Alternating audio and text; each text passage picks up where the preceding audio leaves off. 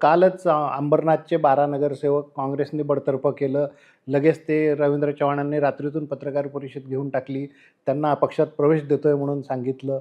इतकं भाजपला इतकी गरज आहे का खरं तर इतकं उतावीळपणे वागण्याची? नाही, प्रश्न असा आहे की अंबरनाथमध्ये नगराध्यक्ष आमचे निवडून आले आहेत. आता हे जे 12 नगरसेवक आहेत, यातले काही आमच्याशी संबंधित आहेत.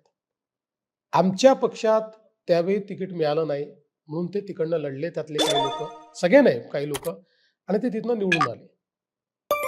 आता त्यांना असं वाटतंय की पुन्हा आपण भाजपसोबत जावं, मुख्य धारेमध्ये जावं. एक प्रकारे आमच्या पक्षाच्या आकलनात चूक झाली, ते निवडून येणारे होते पण आम्ही दुसऱ्याला तिकीट दिलं आणि ते दुसरीकडनं निवडून आले, त्यांनी त्या ठिकाणी त्यांची शक्ती दाखवली. आता ते जर परत पक्षात येतो म्हणतायत, बघा काल न्यूज काय होती, भाजप आणि काँग्रेस हे युती करणार, ती मला मान्य नाही, मी त्याला मान्यता देत नाही.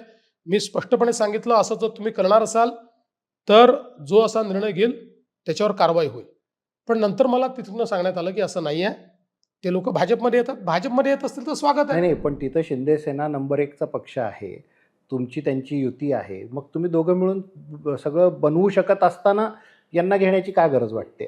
प्रश्न काय आहे की तिथे शिंदे सेना आणि आम्ही एकमेकाच्या विरोधात लढलो. नगराध्यक्ष आमचा निवडून आला, मेजॉरिटीमध्ये म्हणजे आमच्यापेक्षा जास्त नगरसेवक त्यांचे निवडून आले. आता स्थानिक स्तरावर या निवडणुकीमध्ये खूप मोठ्या प्रमाणात मनं दुखावली आहेत एकमेकांच्या विरुद्ध. आता ती मी ठीक करण्याचा प्रयत्न करतो. बाकी ठिकाणी असं नाही झालं. जेवढं अंबरनाथला झालं किंवा जेवढं बदलापूरला झालं, तशा पद्धतीनं मनं दुखवण्याचा कार्यक्रम इतर ठिकाणी नाही झाला. त्यामुळे तिथे पटकन आम्हाला सोबत येता आलं, इथे नाही येता आलं. आता माझा प्रयत्न, माझा तर मी तर पक्षालाही सांगितलं आहे की झाल्या निवडणुका संपल्या, आपण आधीच ठरवलं होतं जिथे एकमेकाविरुद्ध लढतोय ती फ्रेंडली फाईट आहे.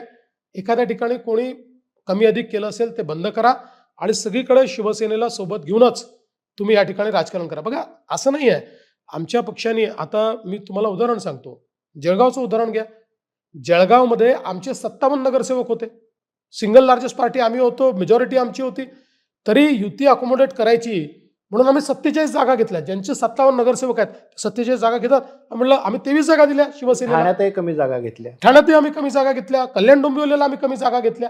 त्यामुळे असं नाही आहे, आम्ही अकोमोडेट करण्याचा प्रयत्न नाही. करतो. पण ही जी तुमची अकोमोडेट करण्याची भूमिका आहे ती शिंदे सेनेच्या बाजूने दिसत नाही मुंबईत तरी.